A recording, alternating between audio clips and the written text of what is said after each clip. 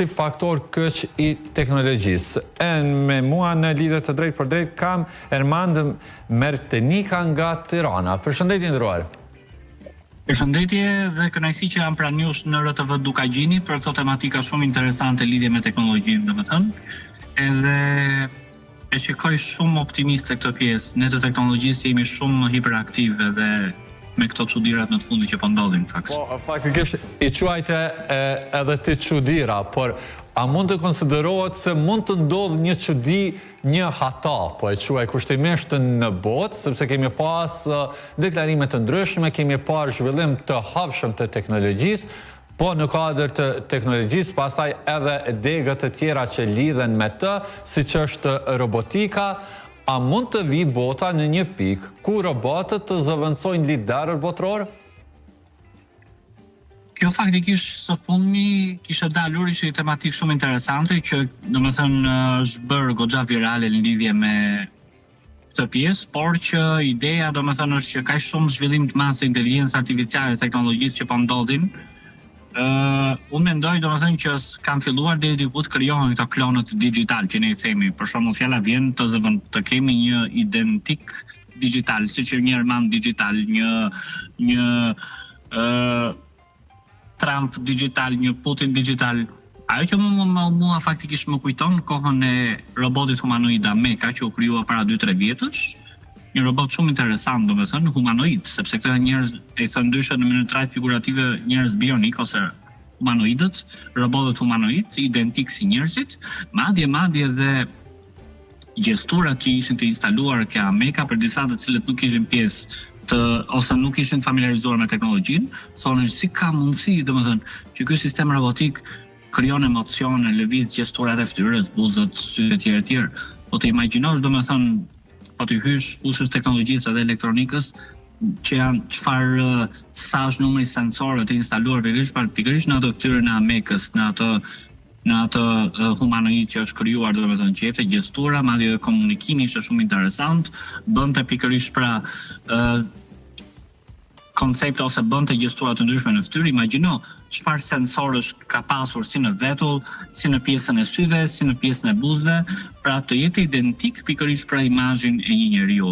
Kështu që kjo më kujton gjithashtu edhe një film shumë interesant që ka qenë atëherë, Simon me Al Pacino, shumë interesant dhe si film që mua më ka bërë shumë për vete, domethënë që një film që pati kërkueshmëri shumë të madhe. Imagjino që në 2002 në Hollywoodi eksperimentoi me të tilla gjëra, që të krijonte identikët digital, siç është një avatar, siç është një hologram, apo siç është pikërisht pra edhe një sistem robotik humanoid. Çfarë do të themi me këtë?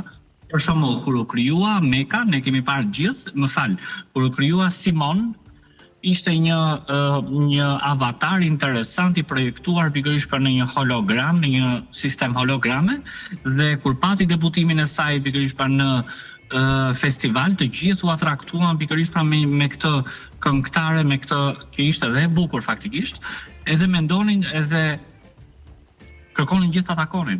Por fundit pasi domethënë kjo mbajte fshehtë për shumë kohë në film, dhe pasi e kuptuar më së fundmi ishte thjesht një kod informatik. Edhe emri i saj ishte Simon dhe Al Pacino e shpjegonte vetë Simulation 1, Sim 1. Pra ishte një gjuhë matematikore, një program kompjuterik i cili ishte implementuar pikërisht në një sistem holograme. Pra, sot mund të krijohen shumë një avatar, fytyra e një njeriu i cili mund të flasi shprehje të ndryshme, domethënë. Avatarët, hologramet dhe sistemet robotike. Kështu që unë e shikoj si shumë mirë të mundshme që mund të krijohen lider botror, klonim digital, pra një humanoid, një Trump humanoid, një Putin humanoid. Një klonim digital i liderëve botror thua që mund të ndodhë, po në këtë ritëm, me këtë ritëm të zhvillimit që është aktualisht, sipas jush kur mund të ndodhë një gjë e tillë, nëse gjithmonë jemi duke folur hipotetikisht, sepse nuk dihet nëse do të ndodhë së pari. Të krijosh një klon digital nuk është as pak e ndaluar, sepse në korporatat mëdha që prodhojnë humanoidët, ne i themi inteligjencë artificiale komerciale.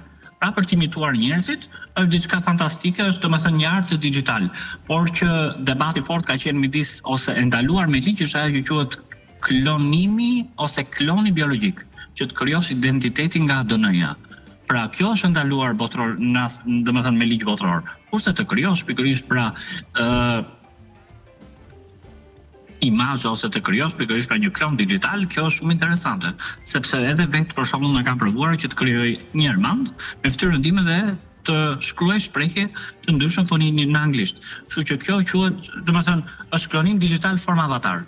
Kemi klonim digital formën hologram, kemi edhe klonim digital një sistem robotik humanoid.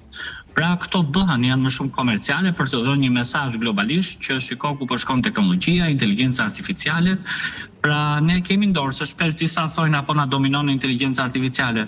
Nonsense. Ne e përdorim instrumentin AI në bazë të nevojave tona, që do thotë po na ndihmon pikërisht në proceset e punës e të tjerë. Kjo është gjë shumë fantastike dhe shumë e rëndësishme. Por ne kemi në dorë vetë domethënë mënyrën se si mund ta përdorim inteligjencën artificiale. Nëse keq përdorim inteligjencën artificiale, atëherë kjo do na kthehet në bumerang. Asnjëherë inteligjenca artificiale nuk do të zëvendësojë njeriu ose nuk do të dominojë njeriu në mënyrë indirekte, po. Për shembull, krahat robotik në sektorin industrial po bëjnë çuditëra, e themi në trajt shumë pozitive, që do të thotë po rrisin produktivitetin në këtë sistem kapitalist, po rrisin rendimentin, po rrisin eficiencën, domethënë, dhe po na ndihmon. Unë për shembull si një ekspert IT prej shumë vitesh, para 15 vjetësh apo 20 vjetësh, domethënë ne lodheshim shumë për të bërë një infrastrukturë rrjeti, për të azhurnuar ose updateuar driverët, për të bërë konfigurime të tjera apo serverët. Sot zhvillimi i inteligjencës artificiale, softwarët të cilët janë shumë të avancuar, po na lehtojnë punën tonë. Që do thotë gjërat po i bëjmë më shpejt, po i bëjmë në mënyrë sa më eficiente dhe po është një instrument që po ndihmon proceset e punës në çdo sektor, domethënë. Po mund të themi që shumë profesione mund të zëvendësohen këtë rast nga këto klonime digjitale ose edhe nga robotët të cilët mund të hyjnë në funksion? Faktikisht zhvillimi i inteligjencës artificiale ndikon në reduktimin e numrit punonjësve. Kjo është për shembull sepse për shembull para 20 vjetësh ose 15 vjetësh në industritë e mëdha të prodhimit elektronikës, aparaturave mjekësore, të automobilave kishte një staf të madh punonjësish. Dhe produktiviteti para 20 vjetësh sigurisht ishte i ulët. Mund prodhoshin për shembull 10-15 automobila. Kurse sot që jetojmë në 2025-ën, në botën e zhvilluar, produktiviteti është shumë madhor dhe numri i punonjësve është më i reduktuar. Pra, kush janë? Ato që janë well trained ose overqualified, të kualifikuarit mirë, apo të trajnuarit mirë, ndërsa pjesën tjetër e bën sistemi robotik. Por, çudia më e bukur që unë kam parë kohët e fundit është që inteligjenca artificiale ka krijuar edhe profesione të reja, siç është social content manager ose domethënë social media manager, gjatë cilës domethënë bën të mundur që të ri të ndryshëm të krijojnë domethënë të krijojnë content, profesionet, po. Të krijojnë art me marketingun digital, të që shumë e vlefshme domethënë për organizatat, për asociacionet, për kompanitë të ndryshme. Pra një social media manager i cili menaxhon shumë rrjete sociale, ka rritur kreativitetin. Pra kjo është një profesion në vete që shumë të rinj të apasionuar po fillojnë ta shprehin dhe po gjenerojnë domethënë të ardhura me anë të këtij profesioni të mirë që ka krijuar inteligjenca artificiale. Për shembull, dikur më përpara ekzistonin software për graphic design, sot inteligjenca artificiale ty me anë të një software ti bën gjërat shumë shpejt. Për shembull, nëse ke një foto, do t'i heqësh një background, po marrim atë që është më popular, më e njohur, ta heq në mënyrë automatike, domethënë, apo dhe të bësh montazhe të gjeneroj, është diçka shumë fantastike. Po, nderuar, faleminderit shumë për këtë lidhje të drejtë për drejtë. Për mua ishte një kënaqësi shumë e madhe që isha pranë jush në Radio Televizion e Dukangjinit.